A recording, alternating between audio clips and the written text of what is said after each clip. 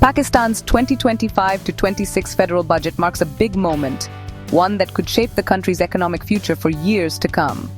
It's a bold plan for a stable economy and big changes, made to handle both today's problems and long-term goals. This isn't just about numbers or balancing books. It's a brave move towards being self-reliant, modern, and free from old cycles of borrowing. The government's goal is clear: to get more people to pay taxes, make tax collection digital, and make sure every rupee helps the public. By watching spending closely and being more open, the aim is to make public spending more effective and responsible. This budget aims to build on recent economic stability to boost investor confidence and encourage growth. Using this momentum, the government is pushing for tough, long-awaited changes. It targets unfair practices, gets more people into the tax system, and invests in important areas like education, health, and social safety, which are key for human development and national progress. This plan balances money rules with support for those who need it most, making sure no one is left behind as the country moves forward. It aims for a fairer, stronger future, where everyone can be successful and communities thrive. Success depends on strict rule following, constant checking, and a shared commitment to making the changes happen. But this budget signals a new time, a time marked by responsibility, growth, and a fresh sense of national purpose. For Pakistan, it's a hopeful step towards lasting growth, a stronger economy, and a brighter future for all its people. The new budget is a whopping 17.573 trillion rupees. This huge amount shows how big Pakistan's money goals are for the coming year. This big number isn't just a number, it shows the government's plan for the country's future and the money they're ready to use to make it happen. This budget covers a lot of different important things, from keeping the country safe and secure to paying off the government's growing debts and making sure regular people have important services like electricity and water. Finance Minister Mohammad Aurangzeb's message is clear. This budget is based on being real, making changes, and being ready to make tough, sometimes unpopular choices. What's the main goal? To make Pakistan financially strong on its own and set the stage for long-term stability. The government's plan has three main parts that work together: keeping the economy stable, making more money, and making big, deep changes. Each part helps the others, creating a base for steady growth and strength, even with problems at home and around the world. Just paying off debt costs 8.207 trillion rupees, which is still a very large part of the budget. However, this is a little less than last year, which shows some progress in handling the country's money duties and easing the pressure on public funds. The goal for the money shortage is 3.9% of the country's total economic output, which shows a new promise to be careful with money and spend responsibly. Reaching this goal will need careful planning and strict control over spending. The FBR's goal for collecting taxes is set at 14.13 trillion rupees, with a special focus on getting more people to pay taxes. The idea is to bring more people and businesses into the formal economy, instead of putting more burden on those who already pay taxes. The main goal is to create a fairer, more effective tax system, one that helps pay for important development projects, education, and healthcare, and makes the country rely less on borrowing money from outside. This budget isn't just about surviving. It's made to be a tool for big change.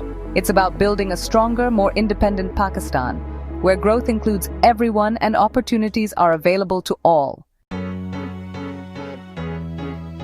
The money set aside in the budget shows what Pakistan cares about most. It's a careful balance between safety, growth, and making life better for people.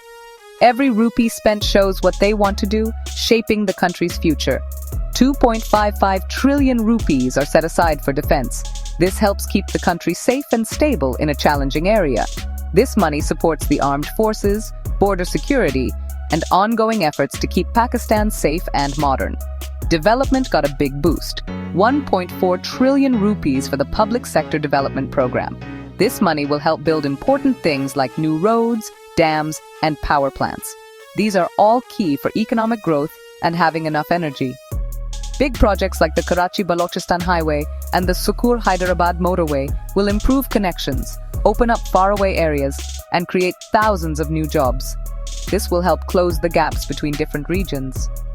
Education received 961 billion rupees, with a special focus on underserved areas and knowledge schools.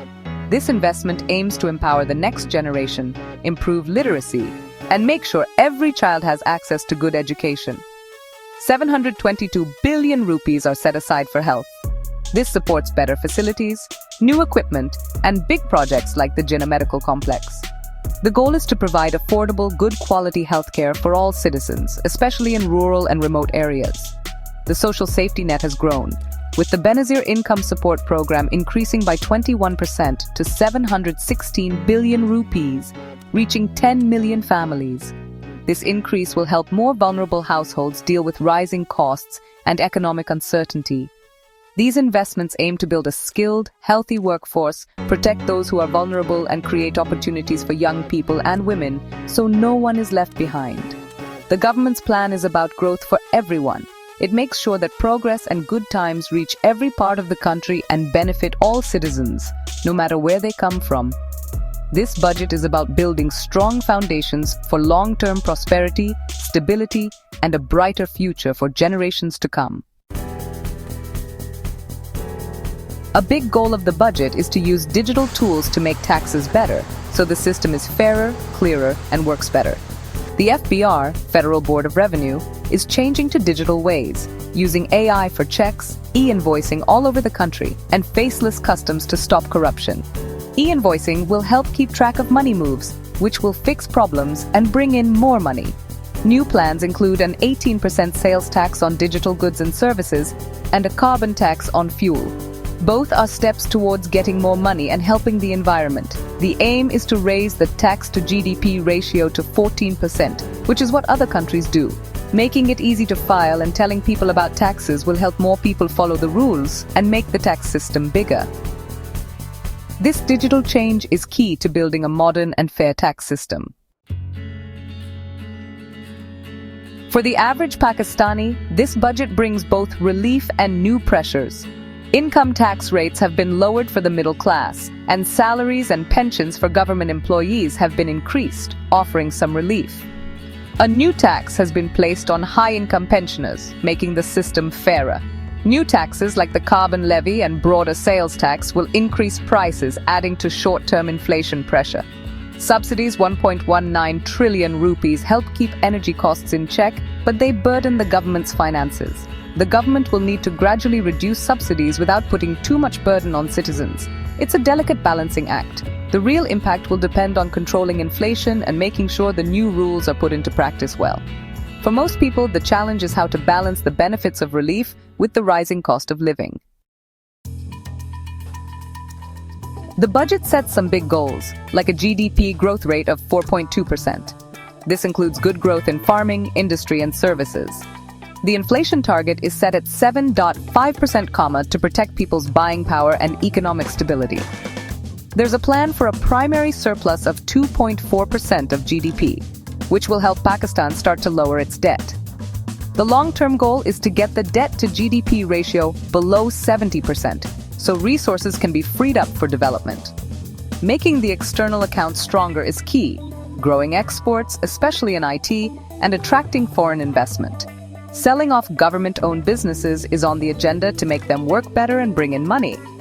Stable foreign reserves and a strong external account are very important for currency and financial stability. These goals show a plan for steady, widespread growth. The 17.573 trillion rupee budget has sparked a big discussion. It's been praised for being strict and making good changes, but people are careful about how it will actually be put into action. Experts see hope in making more people pay taxes and using digital ways to collect money, which fits what the IMF wants and makes investors feel more confident. Still, worries remain. Can the government reach its big goals without making things harder for regular people? Being responsible and open is very important to make sure the changes actually help everyone. For regular people, the budget brings hope for better services and jobs.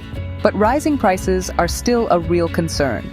The real test will be how it affects their family money and daily life. This budget could be a turning point if it's put into action with strong political will and support from the public. Its lasting impact will depend on whether it brings real change or becomes just another missed chance.